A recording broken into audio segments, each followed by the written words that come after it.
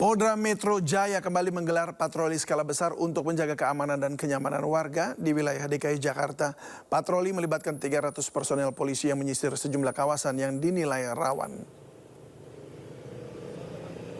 Polda Metro Jaya kembali menggelar patroli skala besar di Jakarta pada sore ini. Dan patroli bertujuan menjaga keamanan dan memastikan kondisi Jakarta tetap kondusif. Patroli melibatkan 300 personel polisi dengan menerjunkan sejumlah kendaraan taktis, motor trail dan mobil patroli. Mereka menyisir kawasan yang menjadi bekas kericuhan massa hingga memasuki gang-gang kecil di Jakarta.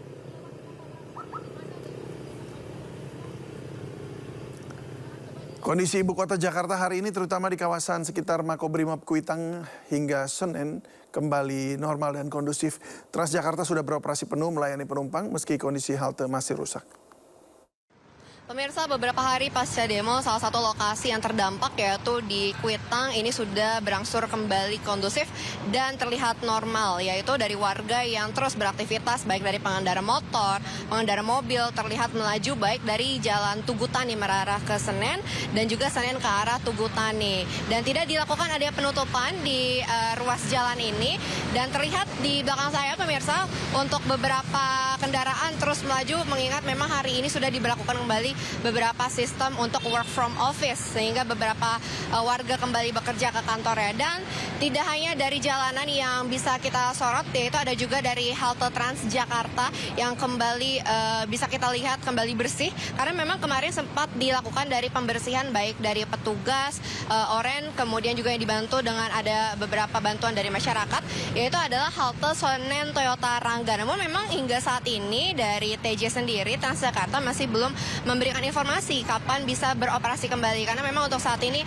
halte Senen Toyota Rangga kemudian juga halte Senen Sentral masih belum bisa melayani baik penumpang turun maupun penumpang yang naik. Dan memang nantinya juga akan diinformasikan terkait kapan pengoperasiannya kembali. Dan dari Transjakarta memberikan apresiasi juga untuk warga Jakarta yaitu dengan adanya tarif Rp1 hingga di tanggal 7 September mendatang. Dan kita pastinya dari warga Jakarta maupun dari sekitar warga Jakarta juga berharap untuk Jakarta kembali pulih sehingga kita bisa beraktivitas kembali. Warga jaga warga. Dari Jakarta, Nora Syafika, Ari Setiawan, iNews melaporkan. Pemprov Jakarta bersama petugas gabungan membersihkan fasilitas umum yang rusak akibat unjuk rasa. Kegiatan ini merupakan upaya membangun kembali situasi aman di Jakarta.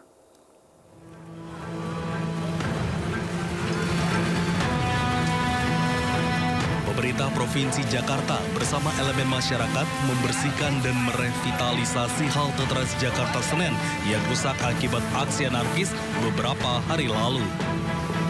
Kegiatan membersihkan fasilitas umum ini sebagai upaya bersama dalam membangun kembali situasi yang aman dan kondusif di Jakarta. Halte Transjakarta yang dibersihkan adalah halte Senen dan kaki-kaki jembatan penyeberangan orang.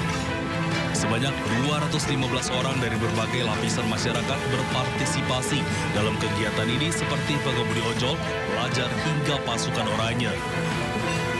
Dari hari Sabtu kita udah gotong royong. Cuman artinya memang ini adalah gerakan serentak yang kita lakukan. Setelah ini kami Porkovinda akan rapat dan setelah itu seluruh wali kota bergerak sama, yaitu kita melakukan bersih-bersih Jakarta. Saya terima kasih dengan teman-teman ojol yang sebetulnya nggak lain dari supir oplet juga sebetulnya ente. Cuman bedanya ente pakai jaket ada kagak. Terima kasih, ini anak-anak sekolah Jakarta, ada SMK, ada STM. Kemudian terima kasih kepada peritel. Mudah-mudahan dalam minggu ini Atrium Senen harus buka. Di sisi lain, Pemprov Jakarta juga mendukung semua aspirasi masyarakat. Setiap lapisan masyarakat diizinkan untuk menyuarakan pendapat dengan tetap menjaga situasi tetap kondusif tanpa melakukan aksi vandalisme. Dari Jakarta, Tim Liputan iNews melaporkan. Menteri Pekerjaan Umum Dodi Hanggodo mendatangi Gubernur Jakarta Pramono Anung untuk membahas perbaikan sejumlah infrastruktur yang rusak imbas aksi demonstrasi beberapa waktu lalu. Menteri PU dan Gubernur Jakarta memastikan perbaikan sejumlah infrastruktur yang rusak imbas aksi anarkis beberapa waktu lalu. Kementerian PU akan merevitalisasi 2 jembatan penyeberangan orang yang terdampak, yakni JPO Polda Metro Jaya dan JPO Senen. Sementara itu, pemerintah Provinsi Jakarta akan merevitalisasi fasilitas umum lainnya, seperti halte MRT, Transjakarta, hingga sejumlah traffic light. Kerugian awal dari beberapa halte Transjakarta dan beberapa stasiun MRT Jakarta mencapai 55 miliar rupiah. Nilai ini semakin bertambah besar menjadi 80 miliar jika dihitung dari revitalisasi JPO Polda dan Senen.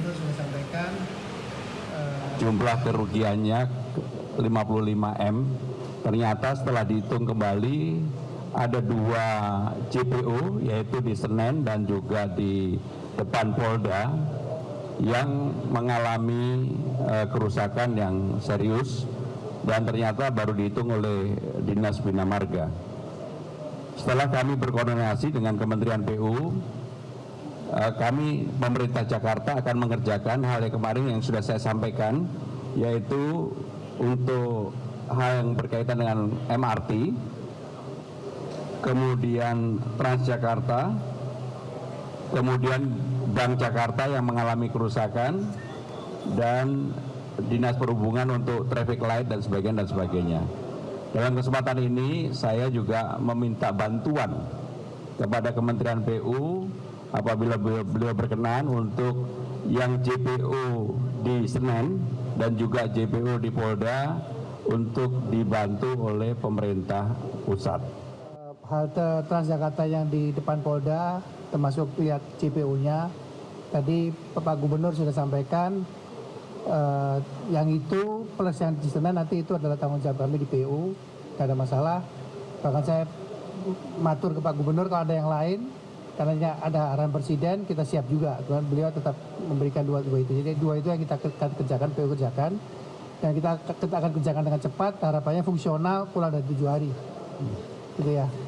Cuman berapa nilainya secara detail belum, karena kan ini baru ya. Tapi itu masih dalam pagu anggaran sudah kita hitung di awal. Dari seluruh provinsi, seluruh Indonesia itu kita kan sudah menganggarkan sekitar 900 miliar. Salah satunya nanti adalah yang kita pakai untuk di 2 JPO ini.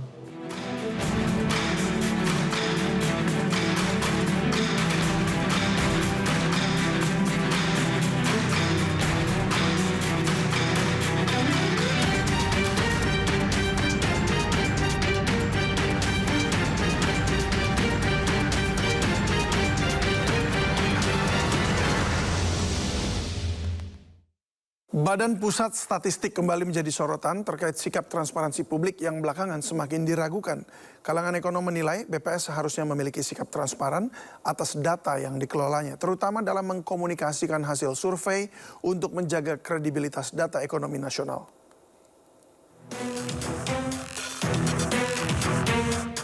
Badan Pusat Statistik kembali mendapat sorotan para ekonom atas kinerja penyampaian dan transparansi data-data ekonomi. Direktur Eksekutif Indef Esther Sri Astuti menyebut, sejak rilis data pertumbuhan ekonomi triwulan kedua sebesar 5,12% pada awal bulan lalu, muncul keraguan atas klaim data BPS akibat tidak adanya keterbukaan komunikasi BPS sebagai lembaga publik.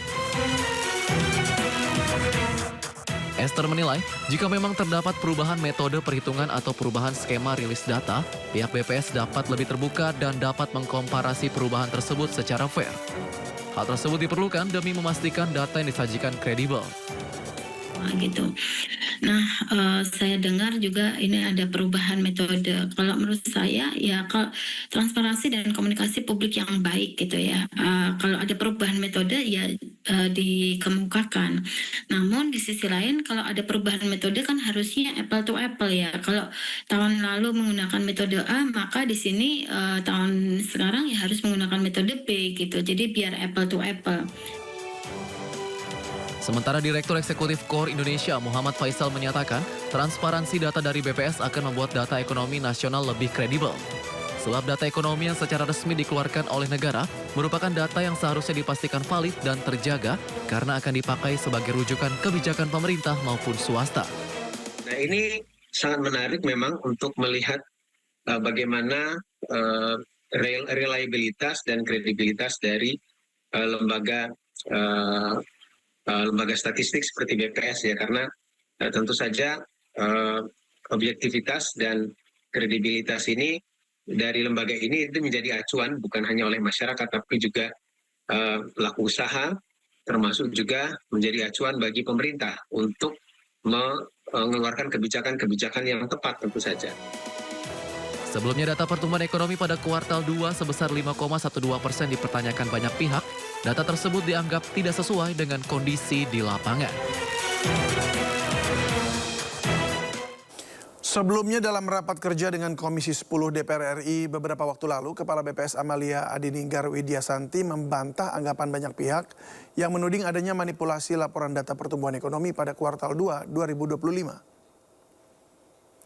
Amalia memastikan metodologi perhitungan pertumbuhan PDB tersebut telah sesuai dengan standar internasional. BPS juga menjadi satu-satunya lembaga statistik yang mengukur PDB. Amalia mengatakan tugas BPS hingga saat ini mengukur kondisi ekonomi dengan data dan fakta, bukan sebatas proyeksi seperti yang dilakukan sejumlah lembaga penelitian dan para ekonom. BPS melakukan pengumpulan data dari hasil survei yang dikumpulkan termasuk daya administrasi lainnya.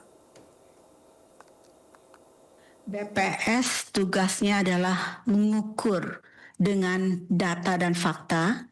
Kami tidak melakukan proyeksi dan kami juga tidak menghasilkan statistik ini dengan asumsi ataupun persepsi.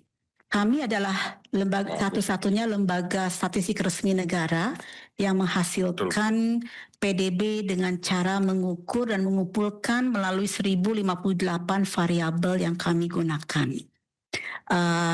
Mohon izin, kalau lembaga-lembaga lain itu sifatnya adalah melakukan proyeksi ataupun perkiraan, Bapak, dengan model-model yang biasanya digunakan. Tetapi kami memang tidak boleh melakukan proyeksi, tapi kami mengukur dengan data yang kami kumpulkan melalui survei ataupun melalui data-data administrasi yang kami kumpulkan.